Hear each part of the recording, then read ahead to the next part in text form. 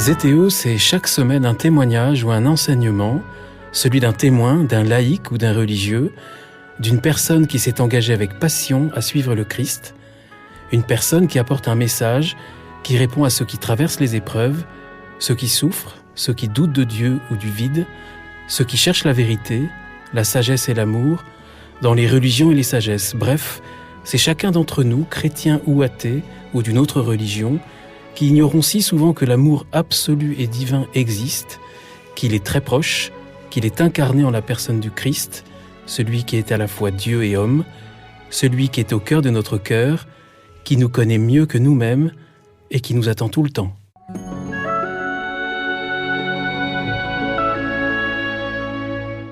Bonjour aux auditeurs de ZTO, je suis Guillaume Devoux. Bienvenue pour un nouvel épisode avec la joie d'être associé à Fondatio, qui a souhaité participer au financement de la production de cet épisode, parce que Fondatio partage les valeurs des témoignages inspirants qui nourrissent la réflexion et la vie intérieure de tous. Et je tiens à remercier particulièrement Fondatio pour cet accompagnement.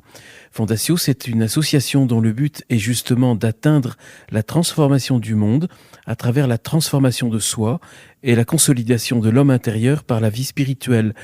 Fondatio, tout simplement, ce sont des propositions pour transformer le monde en commençant par soi-même et par nos propres relations, tous ceux qui sont autour de nous. La manière d'accueillir, d'accompagner et de fraterniser avec tous est en résonance avec les encycliques Laudato Si et Fratelli Tutti du pape François.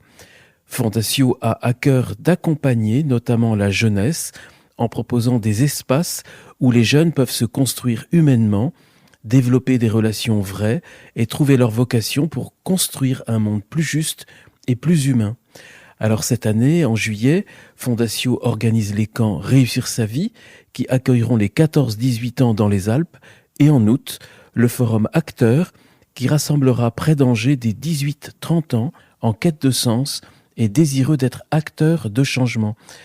En cette période où nous entrevoyons encore péniblement la fin de l'épidémie, je suis convaincu que les propositions de Fondatio sont essentielles pour la jeunesse.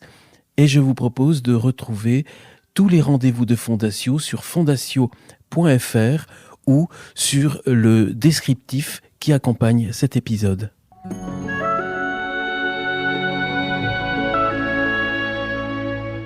Bienvenue pour un podcast particulier aujourd'hui puisqu'il est diffusé à partir du jeudi de l'Ascension. Et c'est une joie de retrouver le Père Stan Rougier qui a accepté de nous offrir une méditation pour cette journée de l'Ascension. À vous, Père Stan Rougier, merci. Je voudrais vous parler de cette belle fête de l'Ascension. Quel est le sens de cette fête ? C'est un anniversaire qui nous concerne tous, un événement bien plus important que la prise de la Bastille. Il s'agit du sens même, non seulement de notre existence sur la terre, mais de notre vie après notre mort. Le biologiste Jean Rostand écrivait « Comme c'est tragique de penser qu'il n'y a rien entre l'horreur et les contes de fées. » L'horreur dont il parle, c'est de croire que nous venons du néant pour y retourner. Le conte de fées, c'est à ses yeux la promesse douteuse, incertaine, d'une vie qui continuerait après la mort. À quoi pensons-nous lorsque nous disons « Notre Père qui êtes aux cieux » ? Bien sûrement, nous ne faisons pas allusion à un lieu, comme l'imaginait le cosmonaute Gagarine. Les Hébreux utilisaient cette expression « qui êtes aux cieux » pour signifier tout simplement la transcendance, le divin, notre Père qui est Dieu. Quel est le séjour de Dieu ? Le ciel de Dieu, c'est le cœur de notre cœur. Qu'est-ce qui me permet d'affirmer cela ? Eh bien ceci, à la Samaritaine qui lui demande où il convient d'adorer, Jésus répond « Ni sur le Garizim, ni à Jérusalem. Le lieu de la rencontre, le lieu de l'habitation, c'est l'intime du cœur, en esprit et en vérité. Lorsque le Christ ressuscite, ses amis peuvent désormais le rencontrer dans les lieux les plus variés. Un jour au bord du lac de Tibériade, un autre jour sur la route d'Emmaüs, ou encore à Béthanie. Et bientôt, le futur saint Paul entendra sa voix sur la route de Damas. Quelques jours plus tard, aux apôtres barricadés au cénacle dans la peur, l'Esprit Saint enverra la force et l'inspiration pour témoigner, envers et contre tout, de l'éblouissement de la bonne nouvelle. « Père, dit Jésus, j'ai achevé la mission pour laquelle tu m'avais envoyé.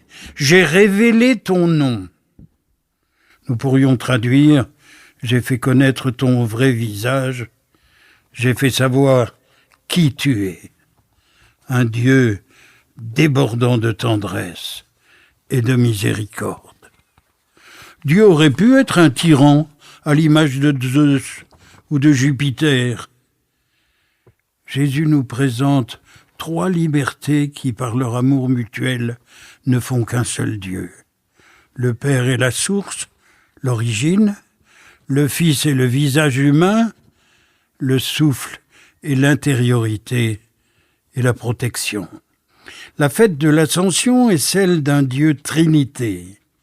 Jésus-Christ va retrouver le Père. Lorsqu'ils sont ensemble, le Père et le Fils dévoilent leur secret, l'amour qui les fait un. Que les hommes vivent dans l'unité, dit Jésus, comme toi, Père, et moi, nous sommes un. Dieu aime comme nous respirons. Nous dirions aujourd'hui, l'amour est son ADN. Cette expression faisait sourire le traducteur André Chouraki, car les lettres ADN, en hébreu, signifient Dieu, Adonai. Quelle joie, quelle paix se dégage de toutes les pages des évangiles. Les infirmes auxquels Jésus redonne la marche, la vue, l'ouïe, la dignité qu'il restitue à ceux qui ne supportent plus leur médiocrité, ceux auxquels elle fait honte.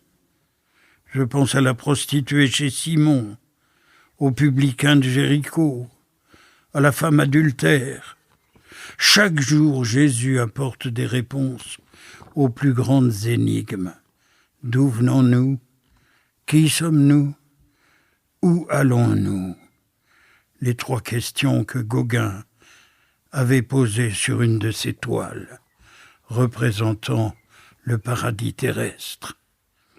Jésus est venu sur notre terre pour nous révéler qui nous sommes et le sens de notre destinée.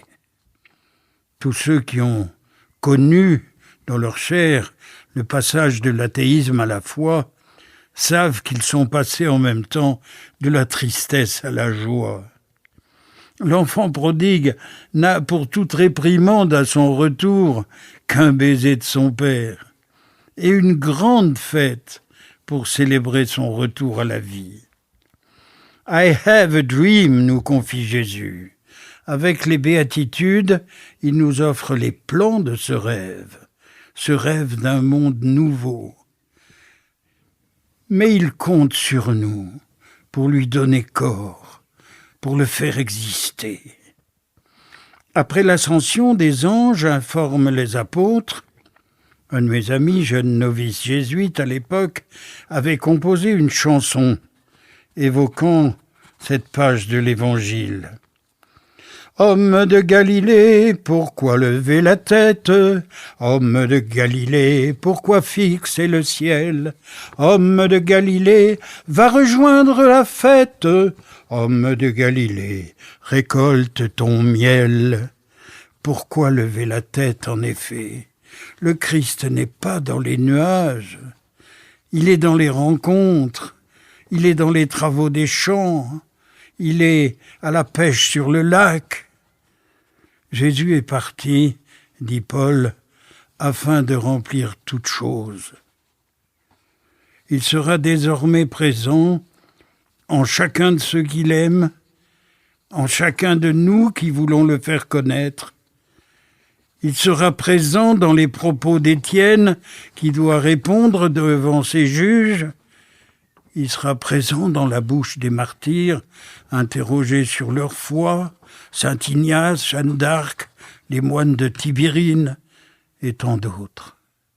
L'amour est devenu depuis 20 siècles la plus grande source d'inspiration pour révéler à l'homme sa dimension véritable. La vie, c'est un stage d'amour.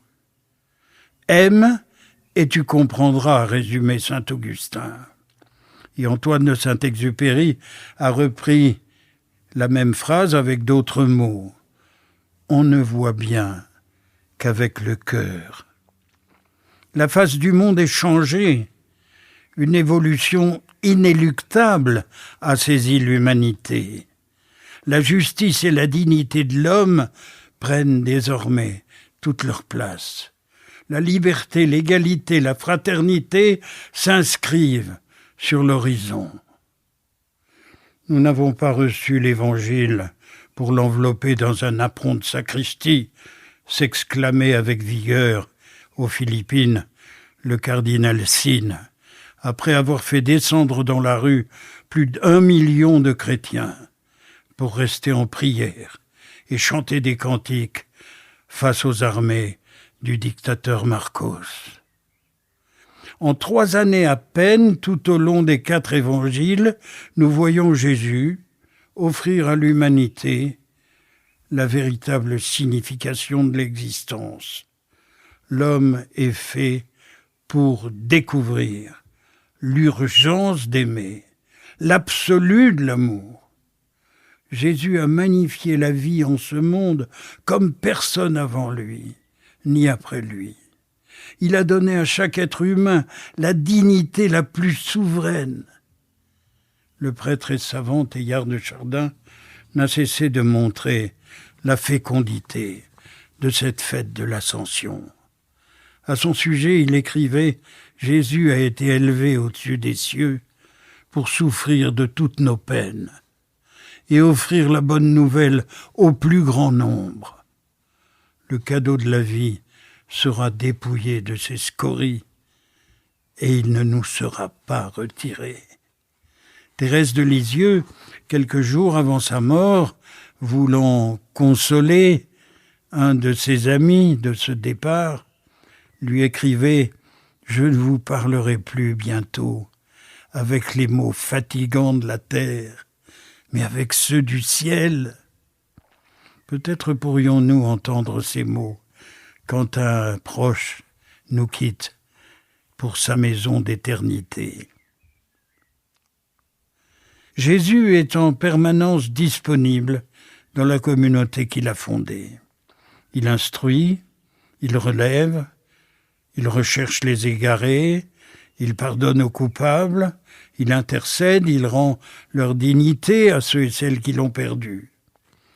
L'intimité qui le relie à son Père, Jésus n'a qu'un rêve, nous la faire partager.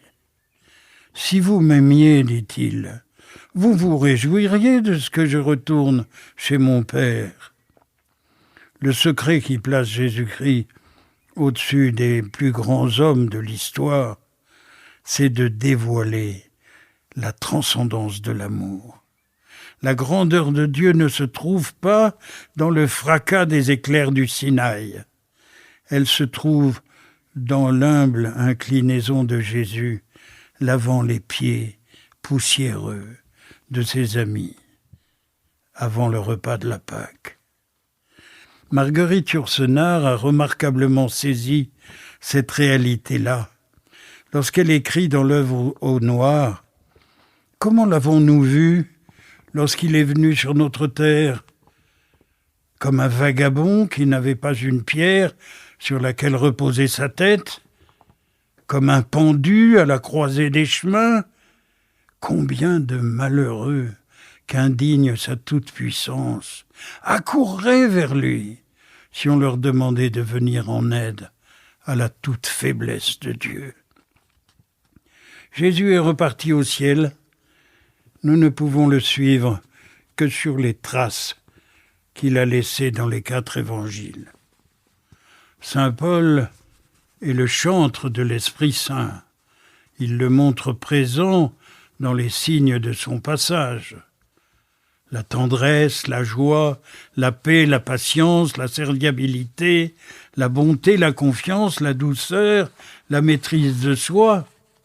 Dans sa lettre aux Éphésiens, il écrit « N'accablez pas de tristesse l'Esprit Saint, bannissez toute aigreur, tout jugement, toute condamnation, toute parole sévère, demeurez dans la bonté. » Ces traces sont claires.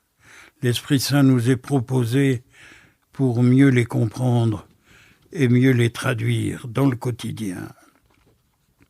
Notre époque cultive le matérialisme avec un étrange acharnement et s'emploie par des moyens divers à arracher la moindre curiosité spirituelle et à couper court à toute velléité de recherche de nos origines et du but de notre existence.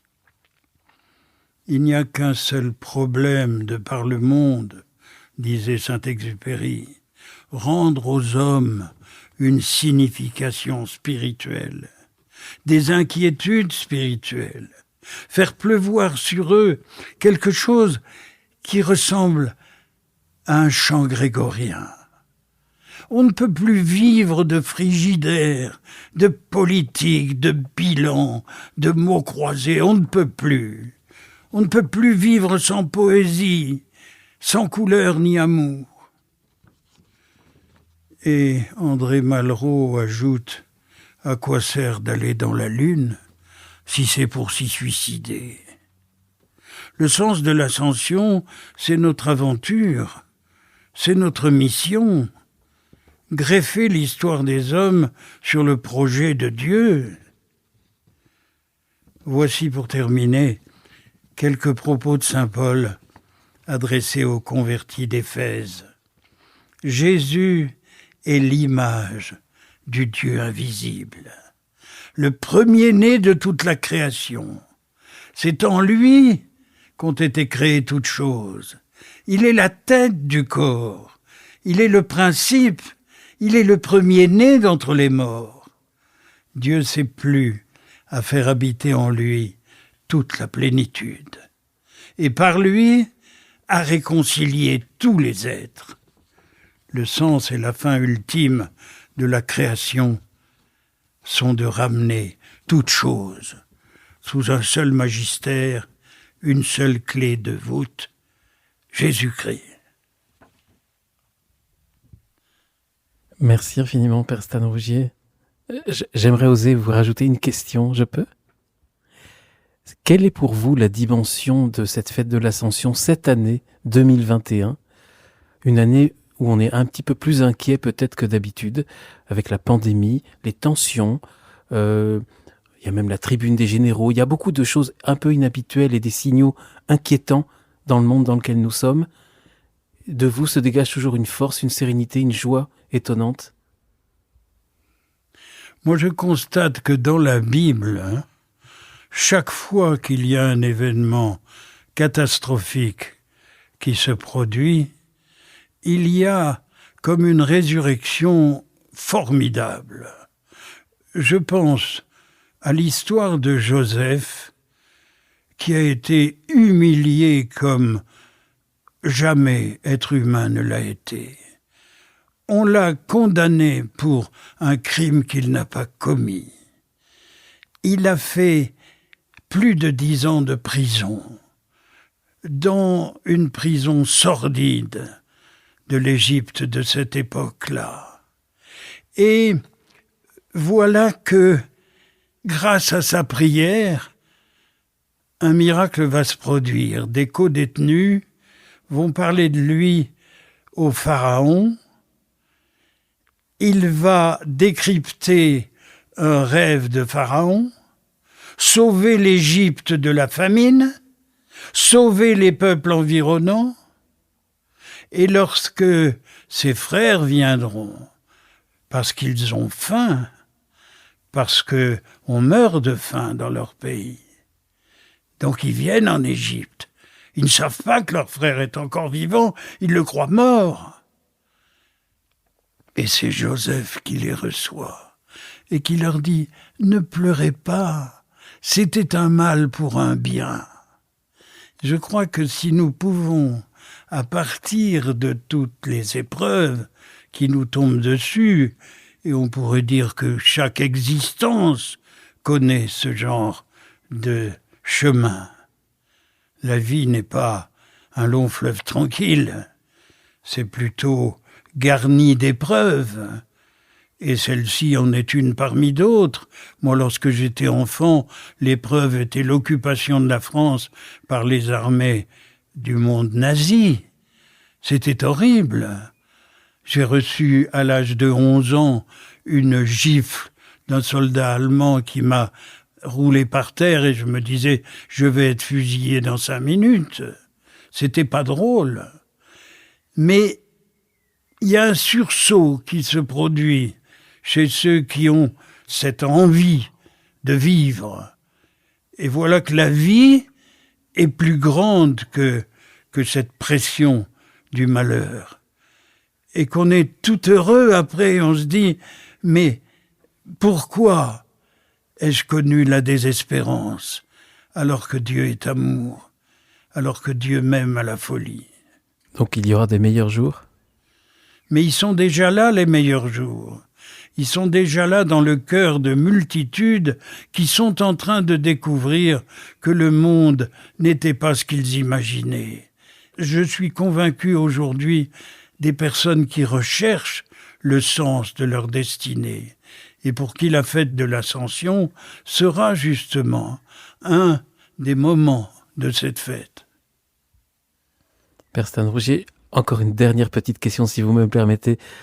Du haut de vos 91 printemps, y a-t-il une fête de l'Ascension dont vous vous souvenez plus particulièrement? Je me souviens surtout, moi, de Noël et de Pâques. La fête de l'Ascension, je ne peux pas dire qu'elle est comptée à mes yeux aussi fortement que cette fois-ci grâce à vous. Et donc, je dois l'avouer humblement, je ne suis pas sûr d'avoir eu dans mon existence un grand moment à ce sujet, ou alors peut-être un camp scout que j'ai fait à cette époque-là, et où il y avait de la neige, c'était au massif du Sancy, et je me souviens que notre chef de patrouille nous avait fait vivre un chemin de croix, où on avait les genoux dans la neige, et ça avait beaucoup d'allure, disons. Et on aimait beaucoup tout ce qui était difficile. On répétait, on est là pour en baver, et on était content chaque fois qu'il y avait une épreuve à dominer, à vaincre. Je crois qu'il ne faut pas habituer les enfants et les adolescents à une vie où on est dorloté et où tout effort est épargné. Je crois qu'il faut montrer que exister, vivre, c'est toujours franchir des obstacles. Père Stan Rougier, merci. Y a-t-il encore une chose que vous voulez rajouter avant qu'on se quitte? Non, que je trouve précieux de pouvoir ainsi rejoindre des multitudes. Et je trouve que la possibilité de faire entendre des témoignages de grands vivants qui ont été touchés par la grâce est un cadeau très précieux que vous offrez à tous ceux qui écoutent, et que cette initiative-là est un cadeau merveilleux. Merci Père Stan Rougier pour le cadeau de votre témoignage et à bientôt.